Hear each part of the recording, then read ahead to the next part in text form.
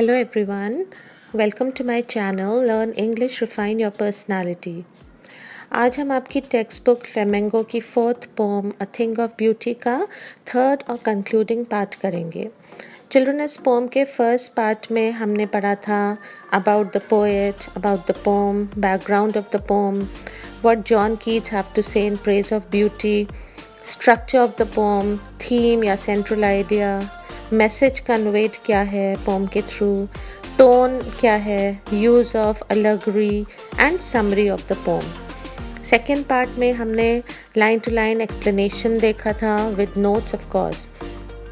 अगर आपने first and second part नहीं देखे हैं इस पोम के तो आई एडवाइस यू पहले आप उन्हें देखें, then this part so you study in an organised वे।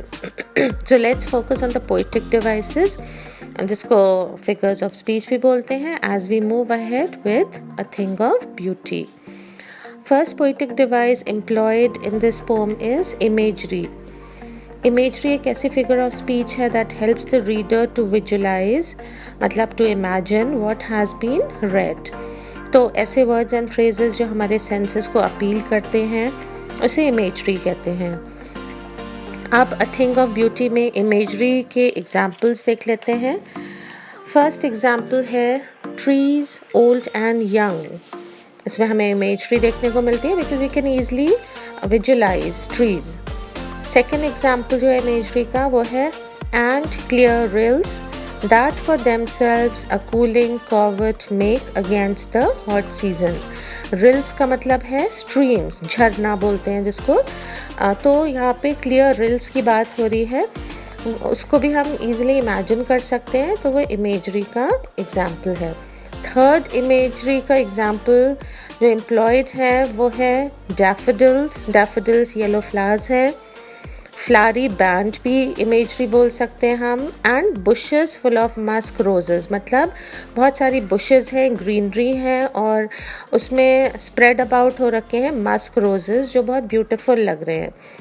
ये सारी things of beauty can be visualised easily, hence imagery is said to be employed here.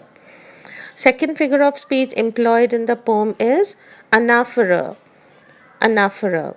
तो example of anaphora can be seen in off-noble natures of the gloomy days, of all the unhealthy and over-darkened ways। I hope you noticed कि यहाँ पे there is a use of the word off in two consecutive lines। तो इसीलिए हम बोल रहे हैं कि anaphora यहाँ पे employed है क्योंकि एक के बाद एक दोनों lines में same word repeat हुआ है, off। Third poetic device is enjambment, children। Here it is not possible for me to explain कौन सी poetic device कब use होती है। उसके लिए एक मैं अलग से वीडियो अपलोड करूँगी जिसका टाइटल होगा commonly used figures of speech। यहाँ हम a thing of beauty के poetic devices देखेंगे रेफरेंस के साथ। तो enjambment employed है फर्स्ट 5 लाइन्स में। हाँ, अ thing of beauty is a joy for ever से लेके क्वाइट ब्रीदिंग तक आप देखोगे कि ये it's like one full sentence, इसके लास्ट में कोई भी कॉमा या फुल स्टॉप नहीं है, इसीलिए ये एन्जैम्पमेंट का एग्जाम्पल बोला जा रहा है। Next poetic device employed is metaphor. Metaphor आपको पता है कंपैरिजन के लिए होता है without any linking words like as and like. तो जब एज एंड लाइक यूज़ होता है वो सिमिली होता है। यहाँ पे मेटाफर है comparison. First example of comparison है बावर में।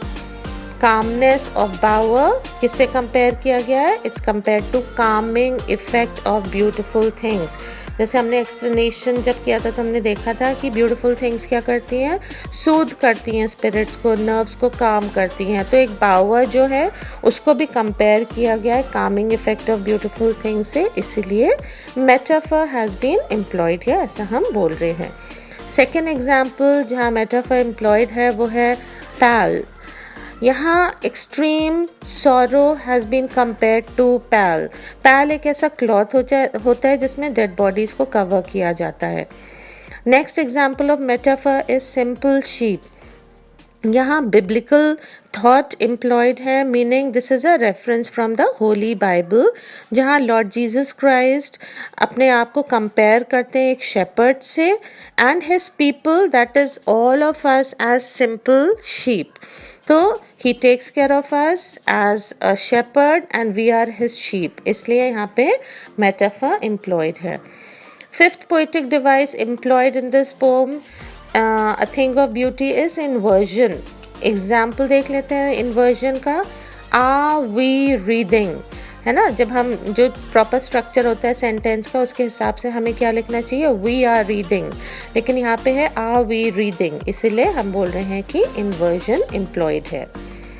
Sixth poetic device employed is personification. Reference देख लेते हैं पर्सोनिफिकेशन का. यहाँ पे trees old and young, first page की लास्ट लाइन है ये, trees old and young. Here trees have been presented as people that is old, those people who are old and young. Seventh figure of speech employed is oxymoron. Oxymoron हमें मिलता है phrase mighty dead में. इस phrase में contradictory qualities हमको देखने को मिलती हैं ना, तो इसलिए हम बोलते हैं कि यहाँ पे ऑक्सिमोरॉन एम्प्लॉयड है. जैसे अगर कोई डेड है तो वो माइटी कैसे हो सकता है, that's why we conclude that oxymoron has been employed here. Last figure of speech employed at a number of places is symbolism. आपके पूरे syllabus में आप देखोगे कि symbolism बहुत ज़्यादा employed है in different prose and poetry. तो first example, first reference of symbolism हमें मिलता है simple sheep में. I repeat, this is a reference from the Holy Bible. यहाँ symbolically lambs and sheep को बहुत innocent and trusting followers of Lord Jesus Christ की तरह present किया गया है. Lord Jesus Christ is viewed as a shepherd surrounded by the flock of sheep, by his flock of sheep rather. Second reference of symbolism is wreath. Wreath is symbolic of life. Third reference of symbolism can be seen in trees. The poet sees the tree, whether young or old, as a symbol of protection. तो trees क्या symbolize करेंगे यहाँ पे, symbol as a symbol of protection उन्हें देखा जा सकता है. It can also be said that nature through the trees showers on us the blessing of shade that protects us from heat and rain. Fourth reference of symbolism is in the last two lines, where endless fountain is symbolic of the source of bounty of God, blessings of God that provide us unending peace, and not only peace but also joy, enabling us with the strength to fight the odds of life. मतलब God's mercy, God's blessings इतनी ज़्यादा हमारी life में continuously flow करती रहती हैं कि we can experience a certain kind of peace और बहुत हम happiness experience कर सकते हैं. So that's all in today's video children. In figures of speech को अच्छे से revise करिए exams के लिए, and to complete the revision of this poem A Thing of Beauty, watch the first and second parts जो मैंने बनाए थे A Thing of Beauty के लिए, उनको भी अच्छे से revise करिए, देखिए. And I recommend जो भी topic parts में upload करते हैं उनको proper sequence में ही देखें. So take care everyone. God bless you all.